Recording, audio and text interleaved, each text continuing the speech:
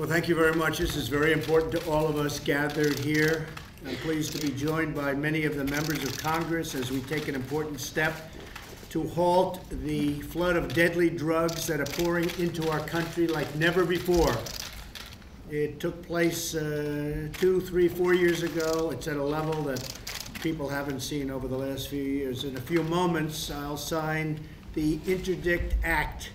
This law directs the Department of Homeland Security to provide additional tools and resources to detect and intercept the supply of illicit fentanyl, which is our new big scourge. It's disgraceful what's happening, coming from different countries, including, frankly, China and others, and it's pouring in at record numbers. In 2016, nearly 20,000 Americans died as a result of using synthetic opioids such as fentanyl.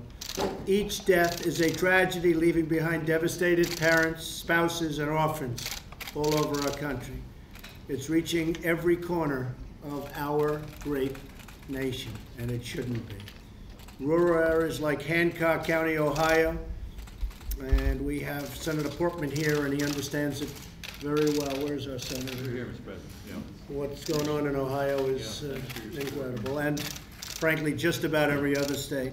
And Kankakee County, Illinois, have seen record numbers of overdoses, record numbers of deaths due to drugs. The supply of these deadly drugs come from places outside the United States, Mexico, China, other countries. Drugs are entering our country across our borders and even through our own postal system. They're using our postal system, and they're killing our people. This law will provide our customers and our customs. What we want is customs and border protection.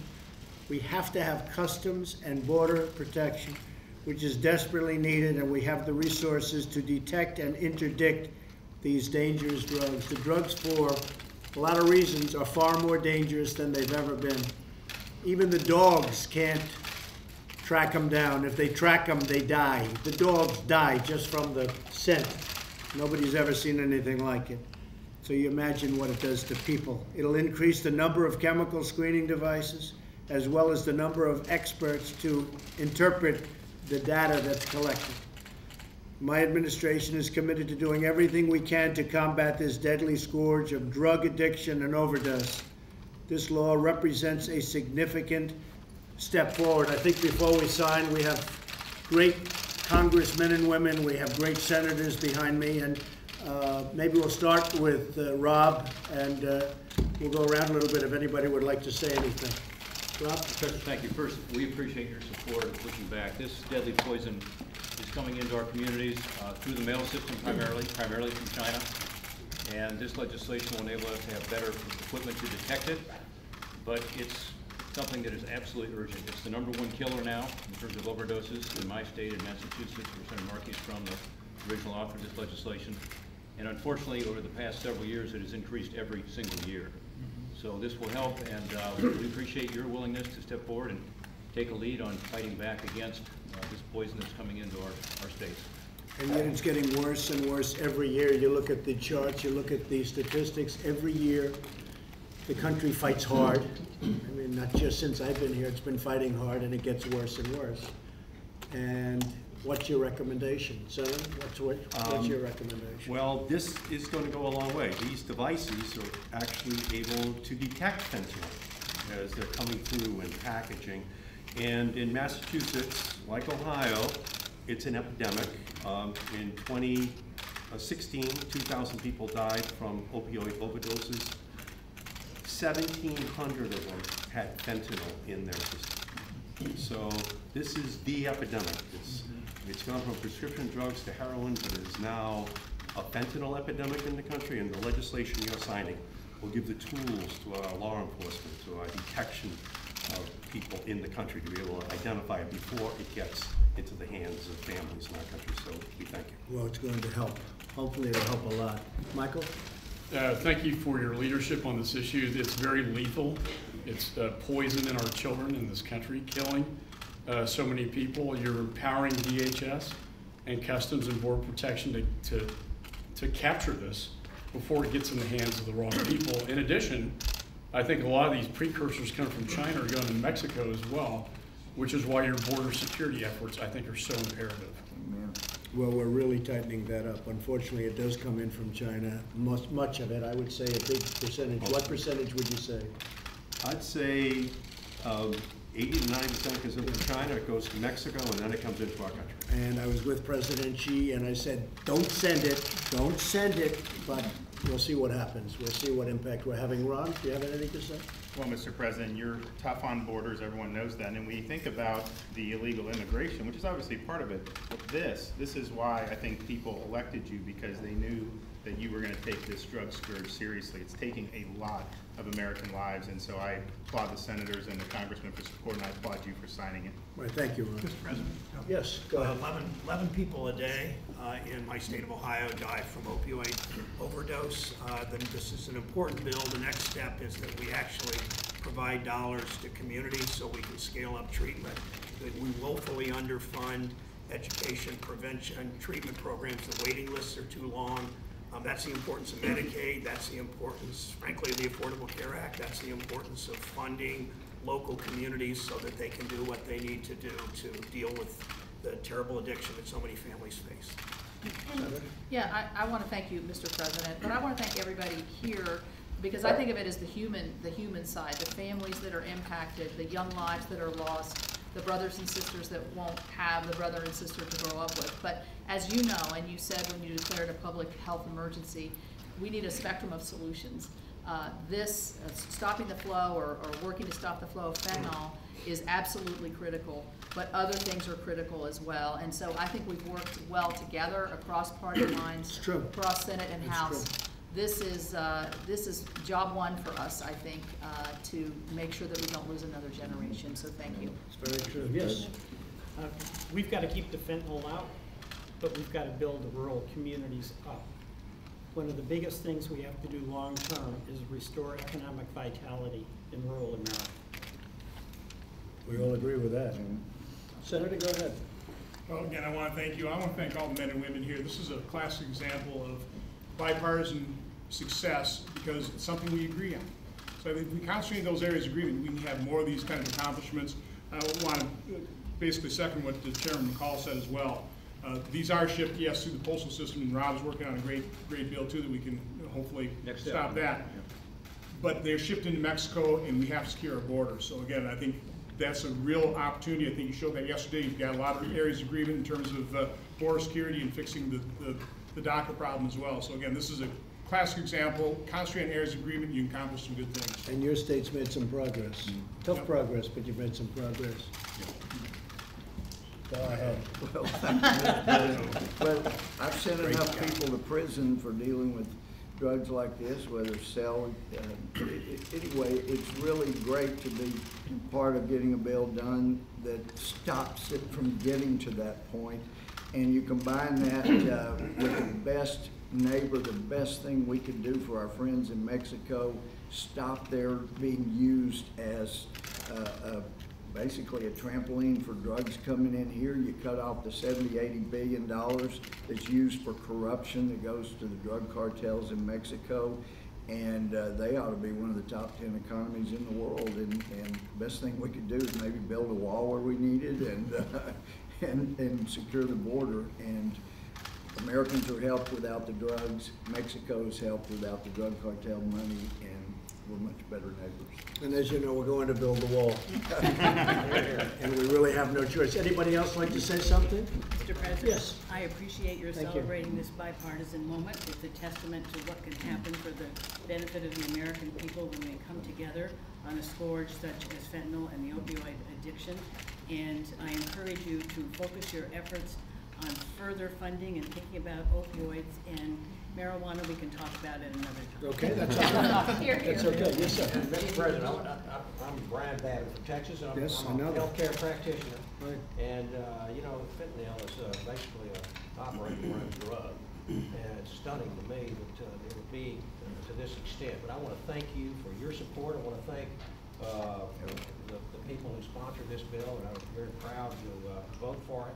And thank you for helping to make our border secure, because this is just one symptom of the open border problem that we've had, and there's a reason that you're sitting behind this desk right now. Well, I'm very proud to say that we're way down in the people coming across the border. We have fewer people trying to come across because they know it's not going to happen. But we do need the wall, or we need more border security anyway, but we are way, way down, and we're also stopping other forms of entry, such as airplanes and, you know, coming in through different ways, even the ports, coming in through cruisers and cruise lines, and people are coming in ways that we've never even thought possible. A lot of bad people, a lot of drugs, and we're stopping it. But we're increasing the numbers. You see it. You've all been a very big part of it. We're increasing the numbers in terms of getting it stopped, and getting it stopped ideally permanently. Anybody would like to say anything? Well, as has been said, and we can see by the people assembled here, if we work together in a bipartisan way, we can get things done. And this is a place where we can all agree that we've got to do more and where we can work together. So I applaud everyone's efforts. Well, I agree.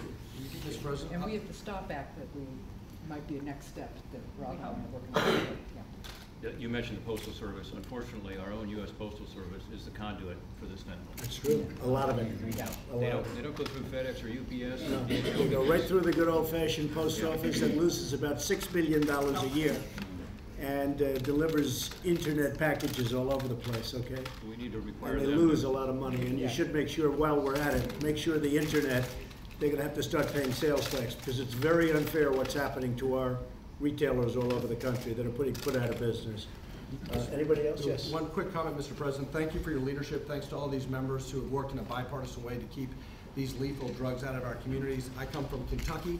Kentucky suffers from the third highest drug overdose mortality rate in the country. Fentanyl and opioids is a big part of that. One of the tragedies that we hear is not just from these families, these heartbroken families, but also from employers who don't have the labor supply. These tax cuts that this president led on is going to help jumpstart the economy, but these employers need sober workers who can show up on time and pass a drug test. Keeping these drugs out of these communities is important for the productivity of our economy.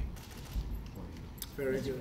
Have we covered? Come on. What's wrong Okay. with you? I can't believe you're being so quiet. I was waiting today. for the last word if I could get it. But it comes down to this, and everybody worked here together on a bipartisan and piece of legislation that will definitely save lives. But I wanted to compliment you for having a bill signing ceremony here with the press here to broadcast this out across the country, because the very fact that we're speaking to America and you're using your voice to speak to America saves lives starting from this moment. So I think there's lives saved in the press conference and in the bill signing ceremony, as well as the function of the bill itself. It'll help. Thank you.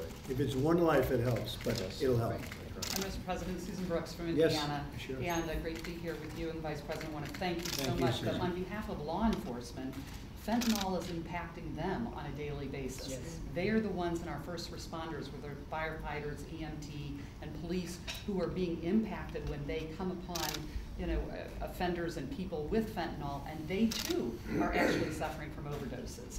And so this will actually have an impact on CBP officers, but also on our street officers, and this is such an important step forward to keep those drugs out of the hands of families, but also law enforcement, who really are taking their lives in their hands by saving our lives. That's right, so thank Susan. you so much. Thank you, Susan. We used to have the age of Aquarius. Everyone thought that was a big drug age.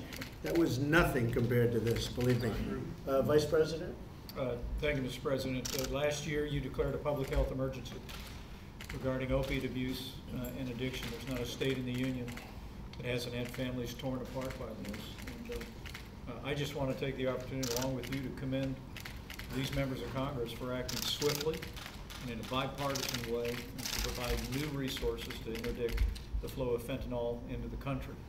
I just know that I know how anxious you are to continue to work with members of Congress to stem the flow of drugs into our country, and particularly deal with this crisis of opiate abuse. Thank you. Matt, would you like to say something? I fear we've reached the point where everything has been said, just not yet by everyone, so I'll yield back, Mr. President. Okay, thank you, Matt. So we're going to sign this, and it's a step, and it feels like a very giant step, but unfortunately it's not going to be a giant step, because no matter what you do, this is something that keeps pouring in, and we're going to find the answer. There is an answer. I think I actually know the answer. but I'm not sure the country's ready for it yet. Does anybody know what I mean? I think so. Okay, folks.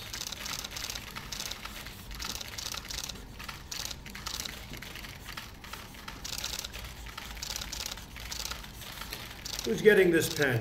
Who's getting this pen? Can I ask for a vote? We're going to get all of you a pen. I'm going to give it to a Democrat, okay? It shows you bipartisan. That's bipartisan when I give it to a Democrat. And the Republicans told me to give it to a Democrat.